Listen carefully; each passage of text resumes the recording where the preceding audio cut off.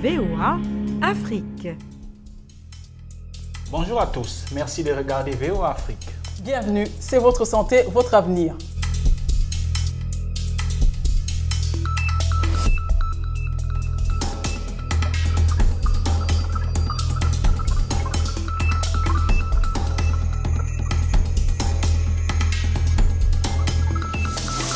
Votre santé, votre avenir, c'est votre rendez-vous hebdomadaire consacré à la santé et au bien-être. Cette semaine, nous parlons des problèmes de santé dans les camps des déplacés. La province du Nord Kivu, en République démocratique du Congo, est en proie à une grave insécurité. Les conditions de vie précaires exposent les personnes déplacées à diverses maladies, dont les infections sexuellement transmissibles. Le problème majeur, ce sont les conflits armés, Rosine. En effet, Mohamedou, depuis plusieurs mois, des groupes armés sèment la terreur et la désolation dans certaines localités du Nord Kivu. Cela pousse les populations à fuir pour trouver refuge ailleurs. Les conséquences sont multiples, par exemple les problèmes de santé publique.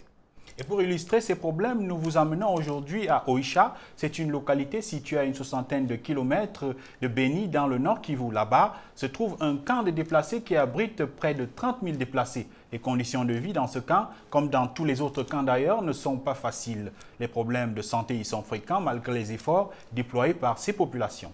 Moutima Vissa Kambale est le président du comité des déplacés. Il nous parle de la vie dans ce camp où les risques sont multiples et la mort même est parfois au rendez-vous. Les déplacés sont à trois catégories. Il y a les déplacés, les frères pygmées que vous voyez à côté ici. Et il y a aussi d'autres bandous qui sont dans des familles d'accueil. Nous nous sommes décidés d'abord de créer un petit site en collaboration avec l'église qui nous avait accueillis pour que nos frères déplacés pygmées s'installent dans ce petit site que vous voyez ici, présentement là où nous sommes. Depuis que nous sommes arrivés ici, nous courons beaucoup de risques. Il y a les risques de maladies, il y a les risques de prostitution. Nos frères pygmées, d'abord, ils vivent ensemble comme ils étaient venus. Ils n'ont pas cette habitude-là de se mélanger parmi d'autres populations qui n'est pas pygmées. Pour d'autres maladies, je peux parler très fréquemment de IST. Ça, c'est très fréquent parmi les déplacés. En faisant la débauche, se croiser avec une personne qui n'est pas son partenaire, ils attrapent de telles maladies. Bon, pour le cas de VIH-Sida, bon, ça, c'est à moins de pourcentage parmi ces déplacés pygmées. Une bonne chose que ces communautés arrivent à s'organiser malgré les nombreux problèmes qu'elles traversent, n'est-ce pas, Mohamedou? Tout à fait, Rosine. Et pour répondre à ces besoins sanitaires, les États ont mis en place des normes et conventions relatives aux droits humains. Et parmi ces droits humains, il y a le droit à la santé. Et pour favoriser l'accès à ce droit, différentes organisations nationales et internationales se mobilisent. C'est le cas de l'ONG Global Refuge International, une ONG américaine qui intervient dans le domaine médical auprès des déplacés de guerre à Oicha depuis 2015. Notre correspondant Erikas Mouissi a rencontré l'un des médecins de cette ONG, le docteur Philippe Kiuniou. Dans les camps des déplacés, nous avons beaucoup plus le paludisme, comme nous sommes dans une région endémique. Et nous avons les maladies respiratoires, surtout chez les nourrissons et les grands nourrissons. Vous avez les maladies diarrhéiques, mais aussi les maladies dermatologiques, ce que nous appelons les maladies de la peau.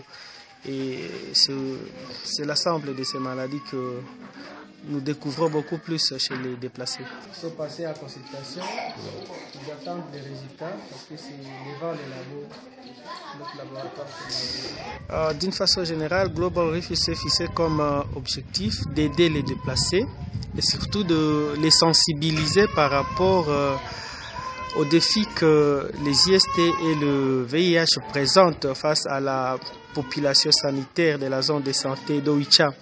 Et alors que Global Refuge, des fois que nous avons nos cliniques mobiles dans différents sites, nous sensibilisons les patients et les déplacés sur ce que l'importance de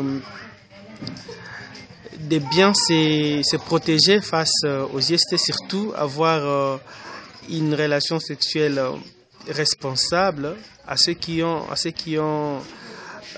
mariés. Nous demandons à ce qu'ils se tiennent à la fidélité, et ceux qui n'ont pas de mari, ou alors les jeunes, comme la sexualité c'est aussi un problème chez les jeunes, nous les conseillons beaucoup plus d'utiliser les préservatifs, mais beaucoup plus nous insistons sur la propreté des latrines et des lieux d'aisance. Heureusement, Rosine, que ces organisations existent et elles sont prêtes à venir en aide aux populations parfois démunies et en détresse et qui se trouvent dans des zones très difficiles d'accès. Place maintenant à la question des téléspectateurs sur Facebook. Dans cette rubrique, on vous donne l'opportunité de poser des questions de santé et d'avoir la réponse d'un expert. Cette semaine, nous avons sélectionné la question de Laurent Justicier Massamouna. Laurent Justicier se trouve en RDC et il veut savoir quels sont les signes de la prostate dans la première phase, tout comme dans la phase finale. Le docteur Armand Guincap va répondre à sa question. Les signes annonciateurs d'un cancer de la prostate sont notamment une difficulté à uriner, à savoir une dysurie, et puis surtout une pollakiurie, à savoir une envie fréquente d'uriner. Et cette pollakiurie très souvent est nocturne, ça survient surtout la nuit. On peut aussi avoir ce qu'on appelle une hématurie, à savoir la présence de sang dans les urines, et aussi la présence de sang dans le sperme à un stade un peu précoce. Alors, une personne qui a à peu près plus de 45 ans et qui a ces signes-là devrait consulter un médecin pour faire un diagnostic précoce. Au stade un peu tardif, on a plutôt des douleurs marquées par des douleurs de la colonne vertébrale, des douleurs du bas du dos et parfois des douleurs également à la miction. Nous remercions le docteur Armand Guincap pour cette réponse. Et à présent, c'est à vous que nous tendons le micro. Cette semaine, nous avons voulu savoir quelle serait votre réaction au cas où vous appreniez que quelqu'un de votre entourage est porteur du VIH-Sida. Voici quelques-unes de vos réponses. Mais ça ne va rien changer. Je ferai juste attention qu'ils ne me contaminent pas. Qu'on fasse attention mutuellement. Comme ça qu'on n'a pas trop de peine dans la famille ou bien dans l'environnement. C'est tout. Mon attitude resterait de même avec la personne. Pas une maladie. C'est juste qu'il faut se protéger. La première des choses, c'est de compatir.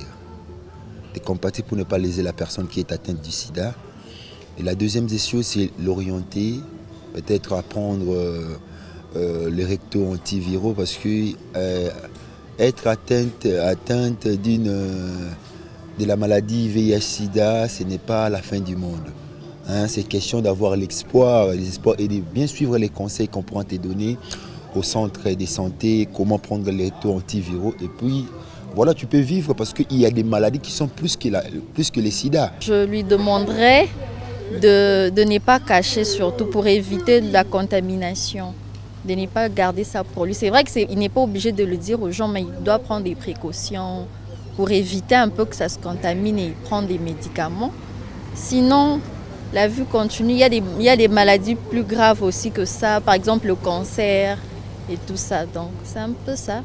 D'abord c'est le rire. Je vais en rire aux larmes même.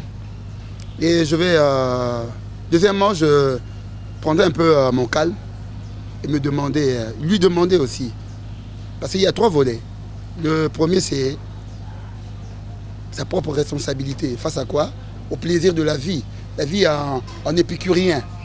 La vie en horizontal. Et deuxième volet, c'est l'imprudence. On a utilisé de lames de rasoir ou comme ça, des machins.